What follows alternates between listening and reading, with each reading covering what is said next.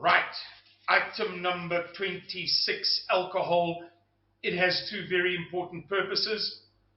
And again, my old friend Jaco from SHTF school, the survivalist prepper guru who went through the war in Yugoslavia, who was entrapped in one of the besieged cities, Srebrenica or Sarajevo, I don't remember which one, talks about this.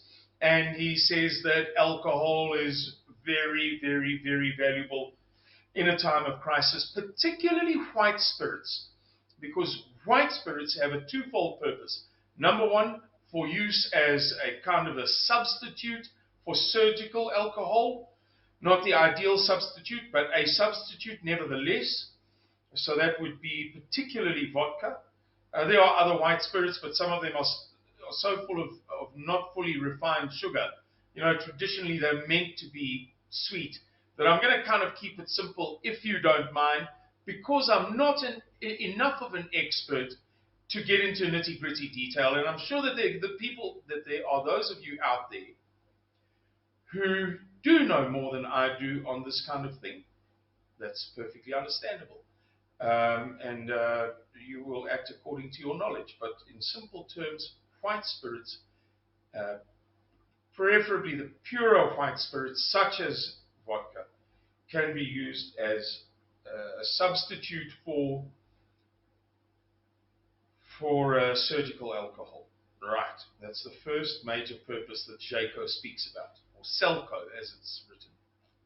I believe it's pronounced Jaco because when I was in Croatia meeting with the general, one of his, Jaco, I heard the name many times and saw it written. And then the second purpose is not for drunkenness. This is a tricky subject for a Christian organization, but here's the reality. People who are exposed to tremendous trauma will resort to smoking cigarettes, we'll get onto that, and alcohol. Not everybody, not all of the time, but there will be immense demand just for the traditional shot of rum, or in this case, shot of vodka, or a shot of whiskey. The shot of rum on the sailing ships. So yeah, give that some thought, guys. All right, item number 27 on our list of suggested or proposed items to hoard for the time that lies ahead of us is tobacco. This could really be a very, very short video because it hardly needs any explanation. People who smoke are addicts. And quite beside the fact that we smokers are addicts, really, guys, recognize that it provides some kind of I almost don't want to use the word relief, but man, when people are traumatized, when they are exposed to trauma, they would like anything to take their minds off of their distress. We spoke about alcohol's relevance in that regard. The same applies to tobacco. There will be immense demand for it. Even though I'm a smoker, but even though I, as a Christian, would prefer not really to mention tobacco, I don't want to promote it. I don't want my children to smoke. It's a disgusting habit. But, gee, if it stimulates your thinking, maybe there's a place for it here. You decide. Item number 28. Sorry, guys, I'm just looking at the camera here, and I'm wondering if I can't focus it better without... let's see, hopefully that will do. Not looking at the camera, looking at the image on my screen, I mean. Now, item number 28 on our list of items for preparing for a crisis, items for hoarding, items which you may be able to hoard both for your own purposes and for the purposes of trading with other people. Items that will be in demand. You will want them and the people around you will want them. Is vinegar. Vinegar is an ancient thing. It is, well, you know that vinegar was used to torment Christ during his crucifixion. So it was present 2,000 years ago. It is something which has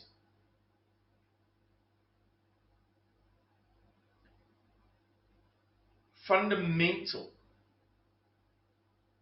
value, even though it may not seem like the most important thing to us in the modern day, because we have commercial chemical substitutes for vinegar.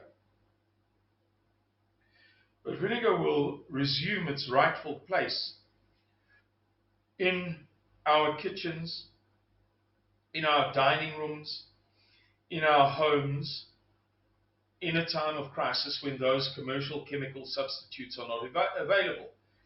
And vinegar has a wide variety of applications.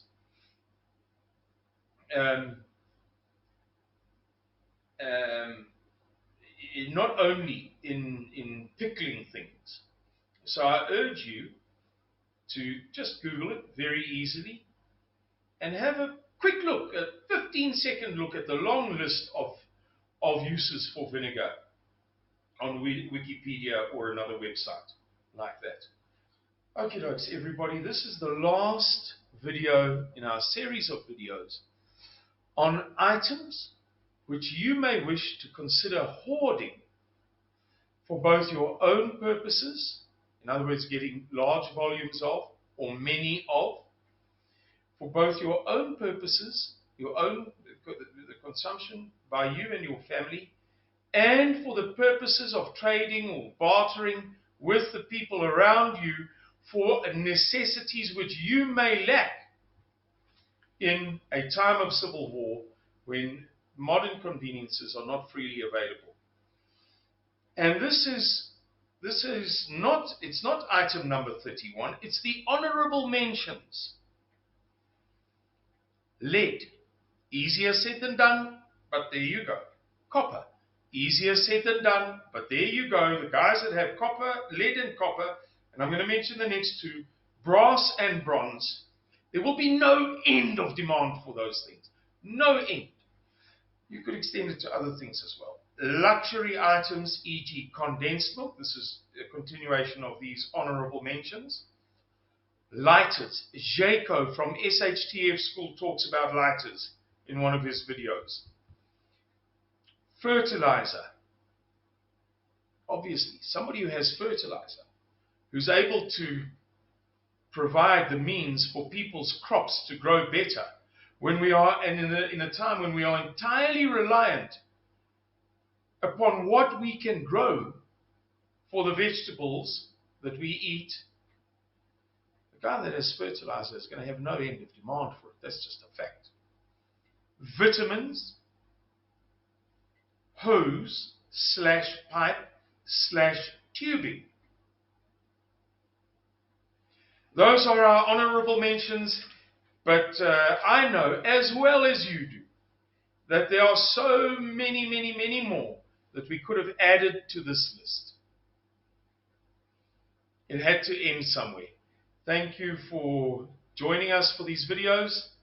Thank you for watching. We hope very sincerely that if nothing else, they just stimulated your thinking about your preparations, and that they may improve your preparations to protect, to safeguard the welfare of you and yours in the time that lies ahead of us.